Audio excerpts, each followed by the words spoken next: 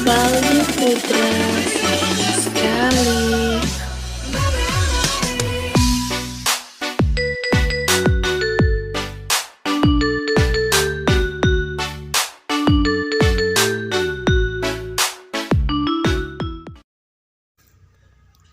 Baiklah, ini materi yang akan kami suguhkan. Silakan disimak untuk menambah wawasan dan sebagai ilmu baru untuk teman-teman sekalian. Happy nyimak, bre.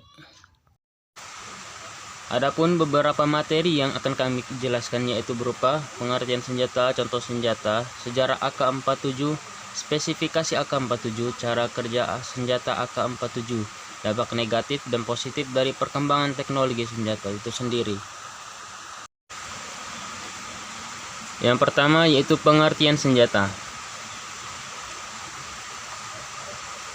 Senjata adalah sebuah alat yang digunakan untuk melukai, membunuh, atau menghancurkan sesuatu.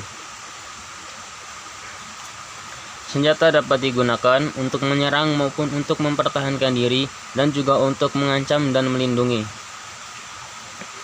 Dan apapun yang dapat digunakan untuk merusak atau menghancurkan sesuatu dapat dicap sebagai senjata.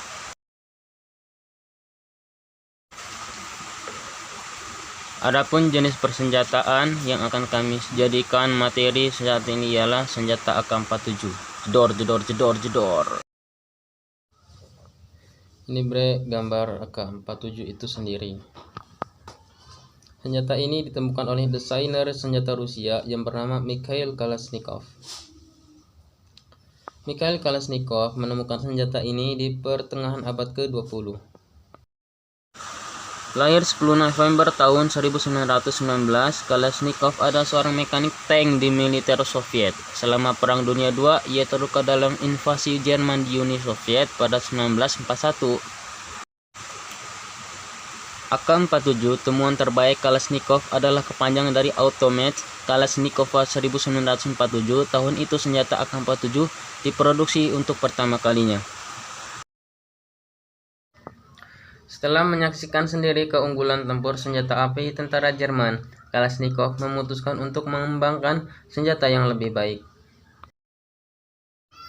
Selama masih di militer, ia menghasilkan beberapa rancangan yang kalah dari rancangan pesaing sebelum akhirnya menghasilkan AK-47 yang pertama. Pada tahun 1949, AK-47 menjadi senapan serbu Angkatan Darat Uni Soviet. Senjata ini kemudian diadopsi negara lain dalam Pakta Warsawa. Dengan cepat menyebar ke seluruh dunia dan menjadi simbol revolusi di pelosok dunia seperti Vietnam, Afghanistan, Kolombia, dan Mozambik. Bahkan AK-47 ada di bendera Mozambik. Sepanjang hidupnya, Kalashnikov terus memperbaiki desain klasik senjata ini. Pada tahun 1959 AKM mulai diproduksi. AKM menggunakan receiver bagian badan senapan yang bersistem mekanisme penembakan berbahan logam yang dicetak mesin atau stamping sehingga lebih ringan dan murah. Ia juga mengembangkan senapan mesin PK, modifikasi AK-47 yang masih diproduksi di negara-negara di seluruh dunia. Kelebihan AK-47. Mengapa AK-47 adalah senapan yang demikian revolusioner?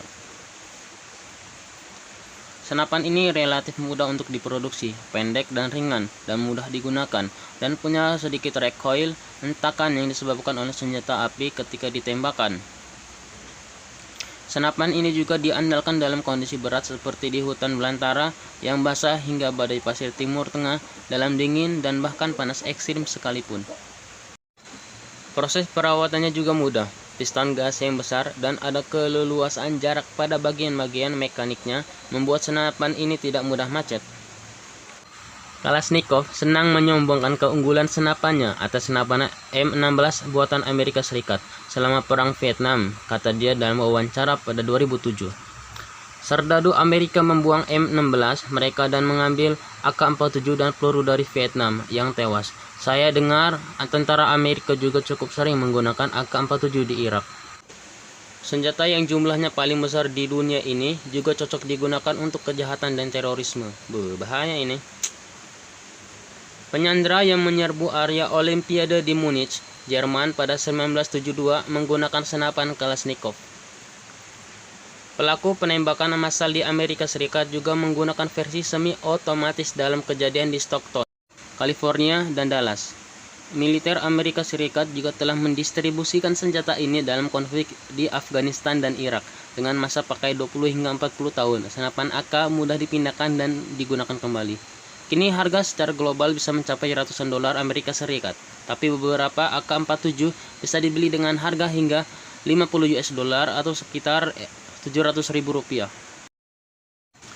Produksi besar di seluruh dunia, terutama di negara dengan biaya buruh rendah, telah menekan harga senapan AK warisan Kalashnikov ini. Atas jerih payahnya, Uni Soviet menganugerahi Kalashnikov hadiah Stalin, bintang merah, dan Ordo Lenin. Kalashnikov meninggal sebagai pahlawan nasional pada 2013 dalam usia 94 tahun. Dalam sebagian besar hidupnya, Kalashnikov menepis upaya untuk membuat dia merasa bersalah atas jumlah pembunuhan dan luka-luka yang besar alat temuan dia. Dia bersikukuh senapan itu dikembangkan untuk pertahanan diri, bukan untuk menyerang. Saat seorang reporter bertanya pada 2007 apakah ia tidak gundah dan bisa tidur nyenyak di malam hari, dia menjawab, "Saya tidur nyenyak. Para politikuslah yang bersalah karena gagal mencapai kesepakatan dan menggunakan kekerasan." Adapun dampak negatifnya, tercemarnya lingkungan, limbah yang berbahaya pada lingkungan, perubahan iklim, dan rusaknya ekosistem.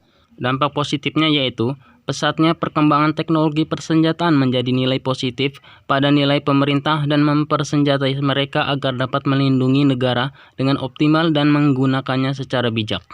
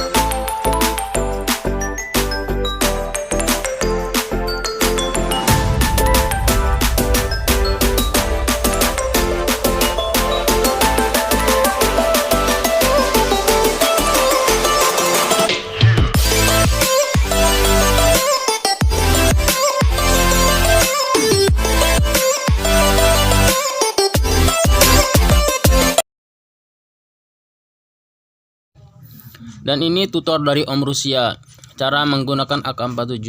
Malum gak tuh namanya? Cut your ears. Apakah kamu siap? Katanya gitu. Udah tembak, main lihat lagi. Nah, mantap.